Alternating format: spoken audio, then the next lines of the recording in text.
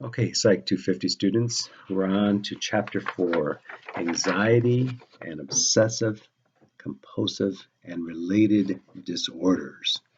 I hope this chapter doesn't produce anxiety by reading about anxiety, which is always a fear when you go to discuss something. People are always afraid, like, well, if we talk about this, will this lead to this, and so forth.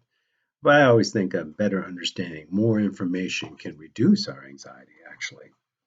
You can kind of guess what this person's issue is, this compulsion to blot in all the O's that he is exposed to, which could take quite a bit of time, obviously. So let's define what we're talking about. Anxiety produces tension, worry, and physiological reactivity, right? Now, we all have anxiety. A lot of us have anxiety just by taking these classes and watching these videos and taking notes from these videos and submitting them for points, and will you get the full points, and so on and so forth. And we have anxiety of things that are outside the classroom setting. But the key word is, when does it become, or the key issue is, when does it become a disorder? And like with everything else in abnormal psych, it's when you cross that line. Well, what is the line? When it starts to impact your functioning in school, home, work, relationships, in many capacities. So, what do? You have somebody that has clear signs of anxiety, but you got to eliminate some other possibilities, right? It could be something going on with their treatment for other related illnesses. It could be something to do with how much stimulants they're taking. It might have something to do with their heart. So always a good method, I think, is to check to see if the individual has had a doctor's appointment recently, had a physical, just to see, for example, if their thyroid has been checked out, because many times thyroid issues can mimic anxiety or even depressive symptoms. So it's a whole mind-body thing. Take care of the body, the mind also is taken care of. Take care of the mind, the body is usually taken care of too. They go together. You cannot separate them. We have to look at the brain, the role of the brain in here. The amygdala is an important aspect that produces anxiety. Now, this whole issue of fight or flight is crucial to our survival. That's hardwired into us. So it's no accident that some of us jump at the sight of a snake or sight of a strange insect, right? And this is just survival instincts. But under the wrong circumstances, we have triggers that will set off an anxiety attack that don't make a lot of sense to other people, right? Snakes and weird insects makes a lot of sense to me. So it also, when we look at the psychological impact, is how do we approach life, right? Every challenge that's thrown to us, oh my God, I'm going to fail. Oh my God, this is going to be the end of the world. Oh my God, I'm through. I'm going to get fired. I'm going to fail this class, whatever. Our approach to life can add significantly or reduce significantly the amount of anxiety we have or related disorders. Now, I myself am an optimist. I'm not saying that I'm bright and cheery over all things. I get stressed too. But in the middle of the day, one of my favorite things is, my favorite sayings, that is we're all going to die, right? Now, that would seem kind of morbid to you, but my attitude is like, is this really life and death stuff? Most of this stuff is fixable, right? So why get bent out of shape over these things? Now, some of the things we have no control over. Some of our socioeconomic situations, the stresses we're faced with, even now with people who are piled into apartments, have one computer, iffy Wi-Fi, and people have to do their homework, attend classes, pay bills, whatever, on that one computer with no privacy whatsoever. That can be very stressful. So there's some factors that we have very little control over. Beware of phobia. Now, I mentioned earlier snakes. Snakes is right up there with one of the highest phobic responses. Phobias are considered very strong, persistent, irrational fears, right? A fear of snakes to me is very rational unless you know everything about snakes and know that that snake who's about to strike at you isn't poisonous, right? So I think it's okay to be afraid of certain things. To be afraid of the word snake or a photograph of a snake, that seems a little far-fetched. But if you have a true phobia, you are afraid of those things. So the question is, how do we get it? What is the etiology of phobias? And sometimes I ask people, how did this start, right? How, what made this happen? And a lot of times people don't have no idea, right? But sometimes people do. Ever since this one thing happened, I've been afraid of this. Now that could be everything from seeing their parent exposed to the stimulus.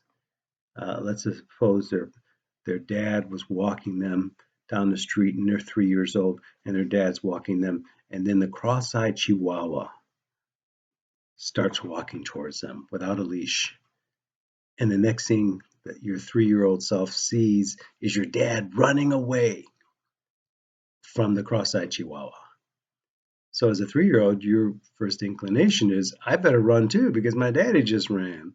So now you have a fear of dogs, or specifically a fear of cross-eyed Chihuahuas, right? Sometimes we have a negative experience with that. I myself, when I was a kid, got bit by a Chihuahua. I don't remember if it was cross-eyed or not, but it didn't lead to a phobia of dogs. I just knew that that dog was just in a bad mood, right? He just temperamentally was kind of in a bad mood all the time, right? And that's what he did. He bit everybody. He wasn't discriminatory. We have fear of all kinds of things. If you name it, there is a name for it. Sometimes the fears can get so intense that it keeps us trapped in our homes. Now, I'm not referring to a pandemic. I'm talking about agoraphobia, where we just can't go out into those open places. Right? And you could live a pretty successful life by being agoraphobic. You just order in food and work remotely from home, and you never have to deal with going to an airport or a big shopping area or sporting event and so forth. But the thing about phobias is that they really shrink our capacity to thrive. And most people don't enjoy having phobias whatsoever. They want to change, but it's difficult. So let me tell you my first case study of the day. And it involves, well, the name of the case study is called Keep Your Eyes Peeled. Keep Your Eyes Peeled. I drew a little eye up there. It happened some years ago when I worked at Michigan State University. Now, Michigan State University happens to be in East Lansing, Michigan. I was working there at a place in an agency called MECA, which is part of the counseling center. And MECA, it's a mouthful, but it stands for the Multi-Ethnic Counseling Center Alliance. I have to say, besides my current job, one of my favorite jobs was to work at MECA. I met some people that I'm still friends with to this day, and it's been in excess of 25 years since I've worked there, right? Well, it was summer semester. I had a 19-year-old Caucasian female come to see me. And usually if you came in for an appointment, you would get there a few minutes early and do a little checkoff list, and here's my issues I want to work on. This person worked that they had a phobia, and in the comment section they wrote fear of putting in contact lenses. Now, I just thought, that's unusual. But then I could relate because back in the day, I wore glasses a lot and I tried contacts. And I remember how frustrating that was. Here I am as a grown man having difficulty I don't know if you've ever had the experience trying to put in a contact lens for the first time. And they even had classes where you could go to and they'll show you how to put it in. And I'm watching the people around me and they're putting theirs in successfully. And I'm like, oh my God, mine keeps on falling out, and to clean it and so forth. And they're like, oh, just make it into like the shape of a taco. And I thought, okay, you don't need to get racist now. And actually it worked. And so I thought, let me work with this person. So she comes in, and so I asked her about it, and I says, why the concern about putting contacts in? And she says, well, I have a fear of putting anything near my eye, including my own hand. And I said, that's an unusual one. I hear fear of dogs and snakes and spiders, and public speaking is the number one fear in American society. Do you know how this got started? And she says, yes. I was in sixth grade. Um, and no, wait, I think it was third grade. Scrap sixth grade, third grade. And they were showing an old video, those film videos in class. And she said, I don't remember the film name, but it was a black and white film with some detectives. Those old detective movies where all the guys are wearing hats and one detective comes in and they're looking for the bad guy and he's got his gun drawn and he tells the other detective, keep your eyes peeled. Now, as a kid who's in the third grade, she's watching this movie and she hears that line, keep your eyes peeled. And of course, that's just an old expression that says, be on the lookout, be wary of your circumstances, right? But she thinks of as an eye being peeled like an onion, and that freaks her out. From that point on, she's just afraid of anything getting close to her eye with the idea that she might damage her eye or maybe peel away at it. And you can imagine how she feels about putting contacts in. She's sick and tired of wearing glasses. If you've ever worn glasses, you know what that's like. And so she wants to switch to contacts, but she's got this image peeling her eye away. So this clearly is a phobia. That's a disorder. And so what we did was a technique of systematic desensitization. I slowly introduced her step by step to the feared stimulus, giving her lots of positive reinforcement. She had to do a lot of homework in between sessions.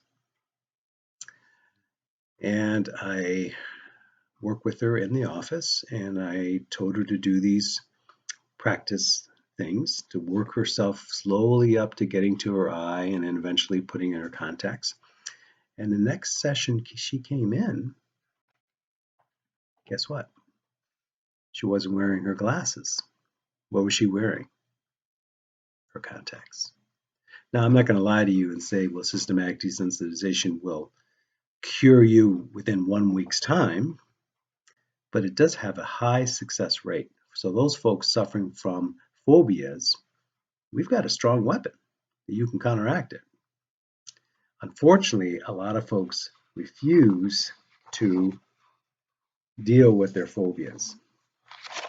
Sometimes they come in and they want some medication. Can you just give me a medication? And the medication really is just, it's kind of like cough medicine. It doesn't really take care of the issue. It just treats the symptoms. It doesn't mean that the issue won't come back, right?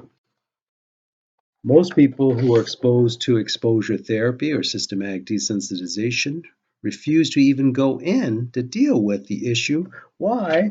Because they have to deal with the issue. So, if you're sick and tired of being sick and tired, you can get help and you can even have a friend help you with systematic desensitization. Make sure that friend is patient. Next time, we're going to talk about panic disorder. Hope it doesn't produce a panic.